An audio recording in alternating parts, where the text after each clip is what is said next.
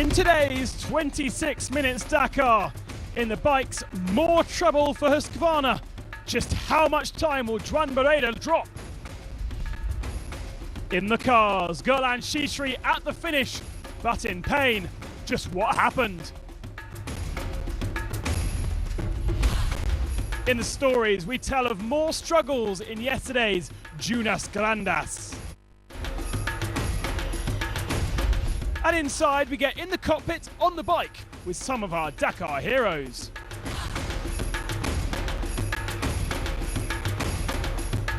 And finally, in Legend, we tell the story of the missing car through the eyes of Ari Vatanen. All the news, all the action on this 26 minutes Dakar, Arequipa to Arica.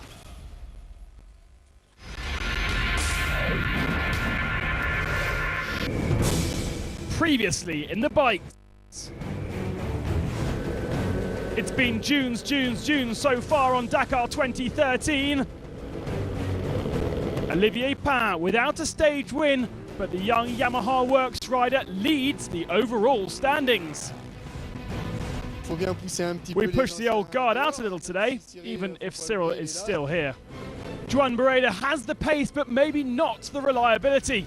When he can, he pushes. Cyril is very good. He won't slow down for sure.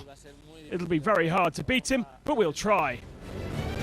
On day 4, Cyril Desprez became the guide bike as his rivals swarmed around him, following his every move.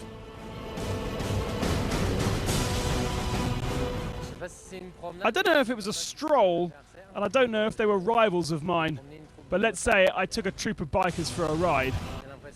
I have the feeling they are scared to lose me. But 50 meters behind me, there's no risk they'll lose me, that's for sure.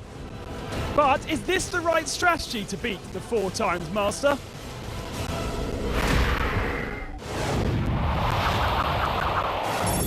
Today is the last day in Peru as we head to more familiar ground. 200 kilometers in length, it should allow amateurs to regain some ground after the first week. So one final day in Peru under the watchful eye of Volcano Misti. A dormant for the last 28 years, this is thought to have brought safety to the Incas. For the second time on the rally, Juan Barreda opened the road, and at CP1 he was still ahead of the rest, but then problems.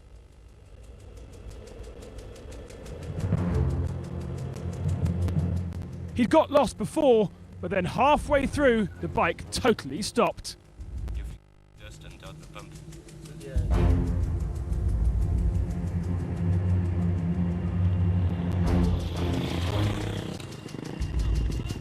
I've broken the fuel pump. Just a few kilometers before, but then the bike started to work less and less, and now it's totally stopped. I'm going to have to wait for Matt to help me, I think. But that's the race. Eventually Matt did arrive, and Joao finished 3 hours down.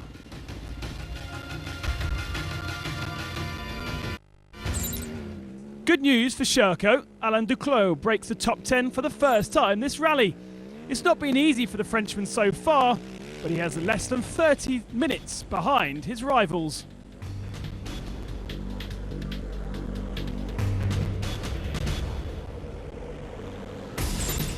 Another moment of progress for Honda of Helder Rodriguez. On a track that suited the nimble machine, the Portuguese seemed happy to take 8th and now lies 12th overall, also about 20 minutes down.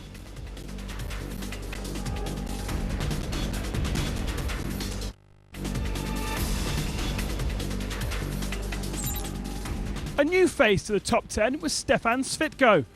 The Slovakian starred in 2012, but has yet to show that same speed aboard his KTM this year. 6th today though, places him 9th overall. Starting 18th today, Francisco Lopez had a lot of dust to contend with, and knowing he would have to ride on home soil tomorrow over 450 kilometers, he wasn't totally keen on pushing. Cyril Desprez is very conscious not to be swept along by this massive pace of the young. and you could argue 5th was okay. But it could have been better, as he slipped over 6 minutes back in the general standings.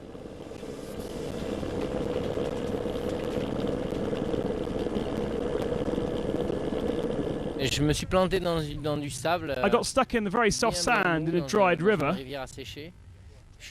I flew over the handlebars, and then the bike came back onto my knee.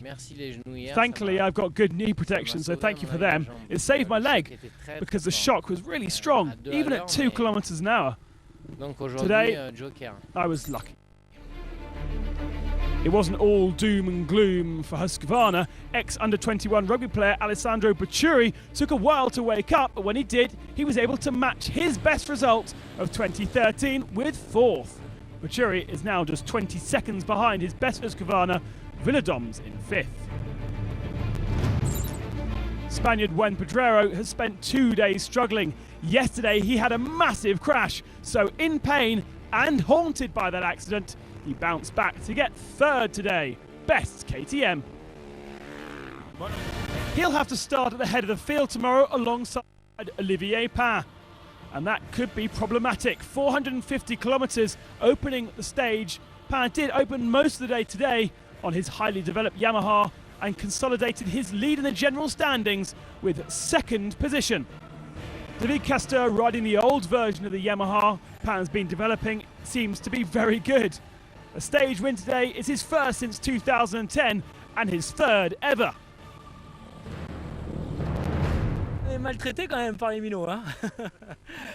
I'm mistreated by those young guns, aren't I? That's the pleasure of being young. It's true they're very fast, but I caught in the Flèche section in the mountains. After in the fast section, his bike was very fast. I couldn't actually manage to pass him, so I just stayed in his dust. Finally, we finished together, and I see we have a very big gap on the others. So obviously, it was a very good stage. Another one. Castor beating Pain by just over a minute. Pedrero in 3rd position, then Bacciuri on the Husqvarna. Deprez only 5th and 4 minutes back. That means Pain leads the overall just by David Castor. Deprez now 6 minutes back, with Faria and Villadoms rounding out the top 5 positions.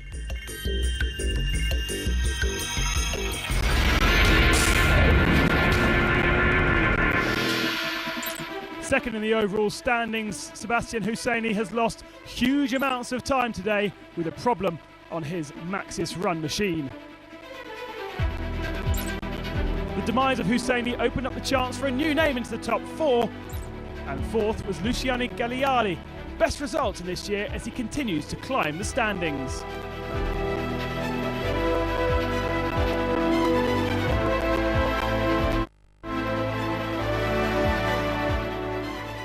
Heading home, Ignacio Casere picked up 3rd today. With both Maffei and Sonic struggling, this result was vital as it's moved him up to 2nd in the overall standings.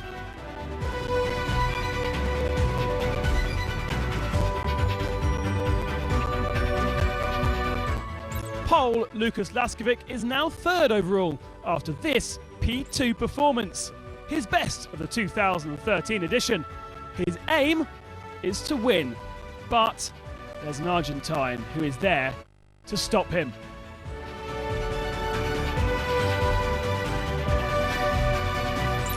Marcus Patronelli was only 3 minutes ahead of the rest today, but now has an enormous 1 hour and 20-minute lead overall.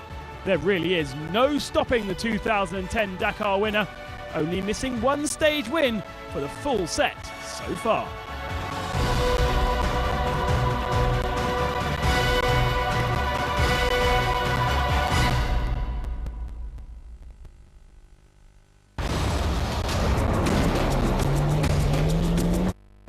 Coming next in the cars, Gerland Shishri lost 15 minutes today, but there was more to it than just time.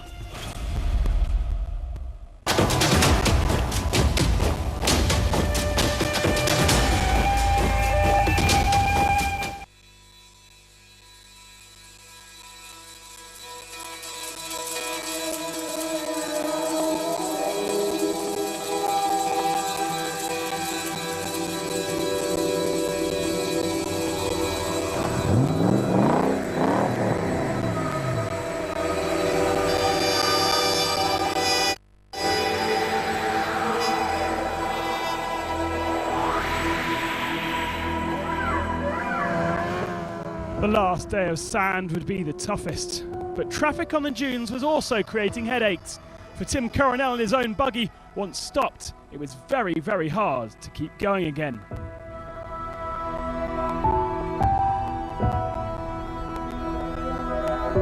All the trucks destroying the road. With a little buggy, it's hell. It's incredible.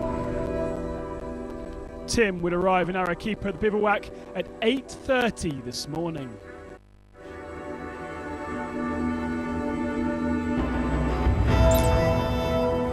For Alvarez Chicharo, it was simply a damaged wheel that caused his stoppage.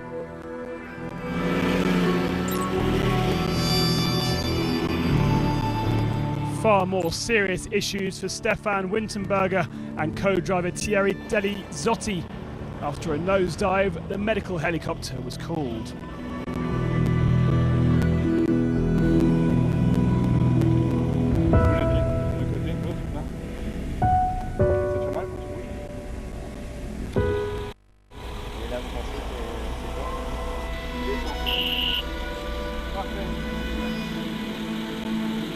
Il faut l'évacuer assez vite.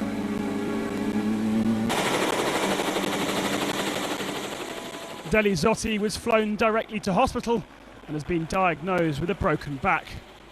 The vicious Dakar continues.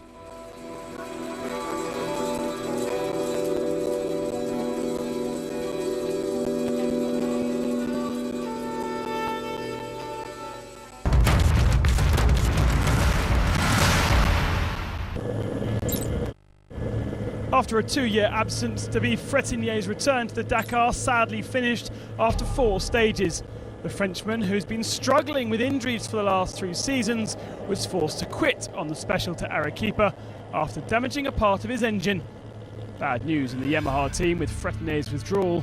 Thankfully though, Castor and Pin are leading overall.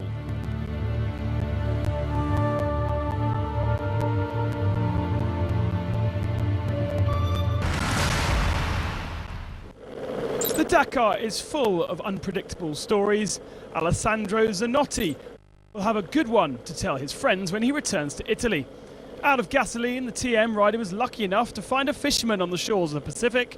The Desert Lion, as he is known back home, is 86th overall and still riding after this man's generosity. In the T2 production class, the battle is really on. Spaniard Xavier Foch on a Toyota Land Cruiser leads the way but only has a slim advantage, 3 minutes and 40 seconds over Frenchman Nicolas Gibon. Looking good for the T2 title holder. Meanwhile, Japanese Juan Mitsuhashi is third, 22 minutes adrift.